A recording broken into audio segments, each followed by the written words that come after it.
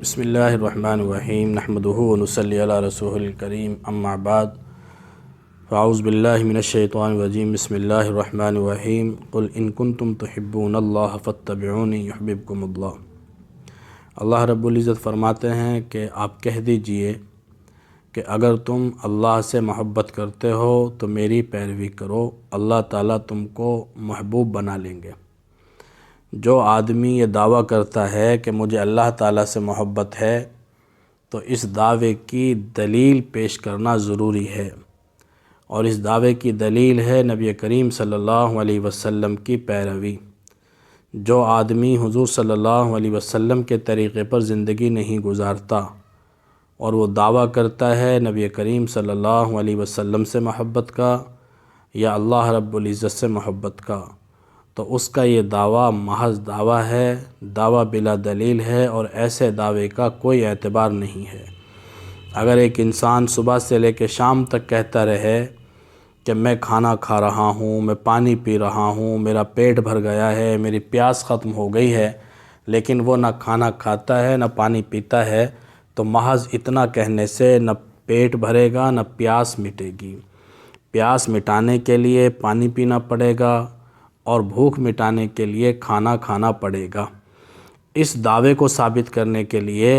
کہ میں واقعی اللہ رب العزت سے محبت کرتا ہوں یا نبی کریم صلی اللہ علیہ وسلم سے محبت کرتا ہوں، اس کے لیے اتباع پیش کرنی پڑے گی اور حضور صلی اللہ علیہ وسلم کی زندگی کے مطابق اپنی زندگی کو گزارنا پڑے گا۔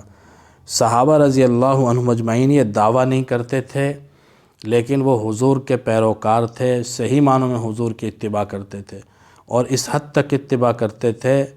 کہ کسریٰ کے دربار میں ایک صحابی کے ہاتھ سے جب لقمہ گر گیا، انہوں نے وہ اٹھایا، صاف کر کے کھایا، اور جب لوگوں نے کن آنکھوں سے ان کی طرف دیکھا کہ گویا کہ یہ نامناسب بات ہے اور بڑے لوگوں کے بیچ میں اس طرح کا کام کرنا شاید معیوب ہے، تو حضرت حذیفہ بن یمان رضی اللہ تعالیٰ عنہ کھڑے ہو گئے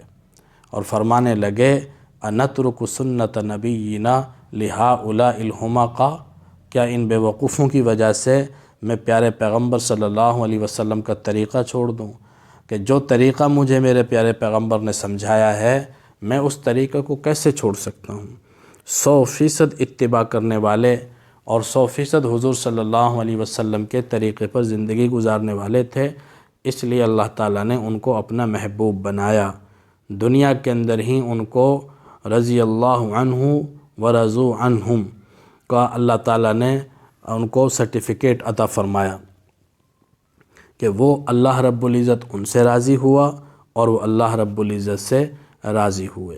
تو جب تک ہم اللہ کے نبی کی پیروی نہیں کریں گے، اتباع نہیں کریں گے، ان کی زندگیوں کو اپنی زندگیوں میں نہیں لائیں گے، تو اس وقت تک ہمارا دعویٰ محض دعویٰ رہے گا جس کا کوئی اعتبار نہیں ہے۔ اس لیے موجودہ زمانے میں حضور صلی اللہ علیہ وسلم کی توہین کی جاتی ہے کہ ساری دنیا کے کافر دیکھتے ہیں کہ ان کو اپنے نبی کے ساتھ کوئی تعلق نہیں ہے، کوئی سروکار نہیں ہے۔ اذان ہوتی ہے، ایک کافر بھی مسجد دکان پہ بیٹھا رہتا ہے، ایک مسلمان بھی دکان پہ بیٹھا رہتا ہے، اسی بازار میں ایک ہندو کی دکان ہے، اسی بازار میں ایک سکھ کی دکان ہے، اسی بازار میں ایک عیسائی کی دکان ہے، اسی بازار میں ایک مسلمان کی دکان ہے۔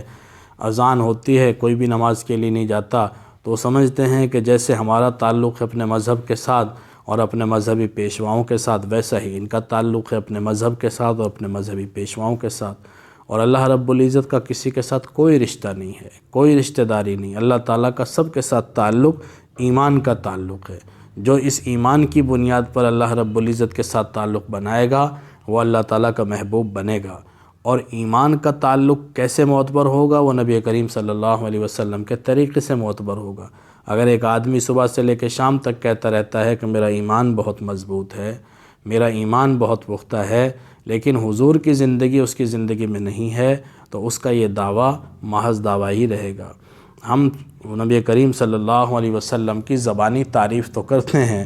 اور آپ کی صورت اور آپ کی سیرت طیبہ کو بیان تو کرتے ہیں، لیکن ہمارا اٹھنا بیٹھنا، سونا جاگنا، کھانا پینا وہ غیروں کے طریقے پر ہے، وہ مغربی طرز زندگی ہم نے اختیار کر رکھی ہے۔ تو اللہ کو راضی کرنے کے لیے حضور کی پیروی لازمی ہے، اور یہ محض دعوے سے نہیں ہوگی، یہ عمل سے ہوگی۔ اللہ رب العزت ہمیں حضور کی کامل پیروی نصیب فرمائے۔ وما علینا الا البلاغ۔